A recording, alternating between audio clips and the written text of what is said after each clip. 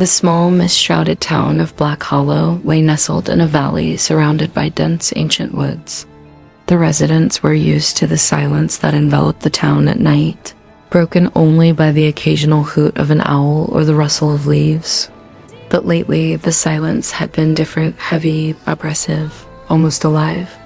Rumors swirled among the townsfolk about strange occurrences, sudden blackouts, whispers heard in the dead of night, and shadows moving where no light existed. The stranger arrives, Lila Hart, a young journalist from the city, had heard the stories. She arrived in Black Hollow on a chilly October morning, her breath misting in the crisp air. She wasn't here for the folklore, she was here for answers. Over the past month, 4 people had gone missing. All vanished without a trace, their last known locations deep within the woods surrounding the town.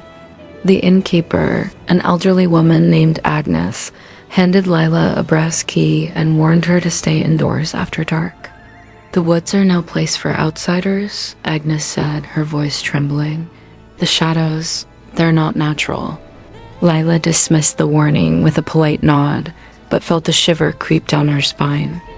She had always been skeptical of ghost stories, but there was something about Agnes's eyes haunted, fearful, that unsettled her.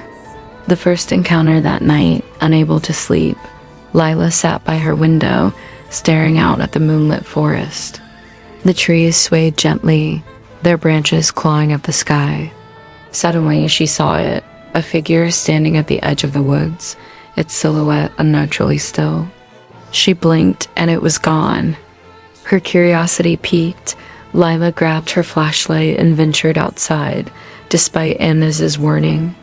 The air was colder than she expected, and the silence was deafening.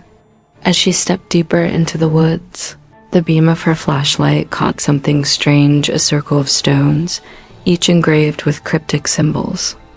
In the center lay a single blackened feather. A whispering sound made her whirl around. It was faint at first, like the rustling of leaves, but it grew louder, more distinct. It wasn't the wind, it was voices. "Turn back," they seemed to say, overlapping and echoing, coming from everywhere and nowhere. Heart pounding, Lila stumbled back to the inn. She didn't tell Agnes what she had seen, but she spent the rest of the night staring at the locked door, her flashlight clutched tightly in her hand.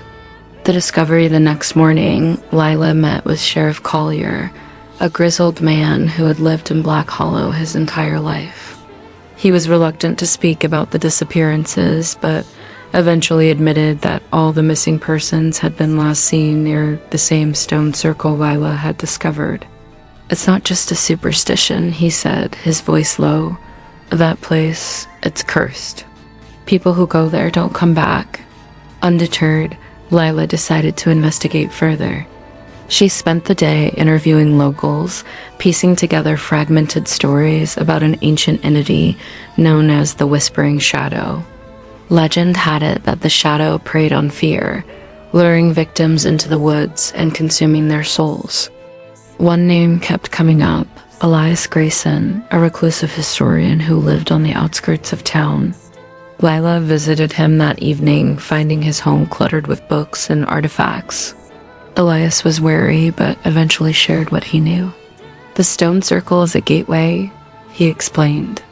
"The symbols are protective wards, but they're weakening. The shadow grows stronger with each soul it takes." The woods seemed darker than before, the trees closing in around her.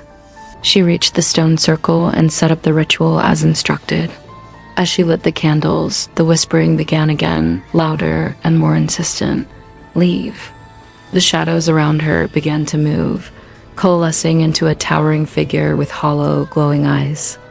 The woods seemed darker than before, the trees closing in around her. She reached the stone circle and set up the ritual as instructed. As she lit the candles, the whispering began again, louder and more insistent. "Leave." The shadows around her began to move, coalescing into a towering figure with hollow, glowing eyes. The Whispering Shadow. Its presence was suffocating, its gaze piercing into her soul. Lila's hands trembled as she recited the incantation Elias had given her. The shadow screamed, a sound that seemed to split the air and reverberate through her very bones. The candles flickered, and the symbols on the stones began to glow faintly. But then the shadow spoke, its voice like a chorus of despair. "You cannot stop me. Join me, and I will show you power beyond your wildest dreams." For a moment, Lila hesitated. The promise was seductive, the temptation almost irresistible.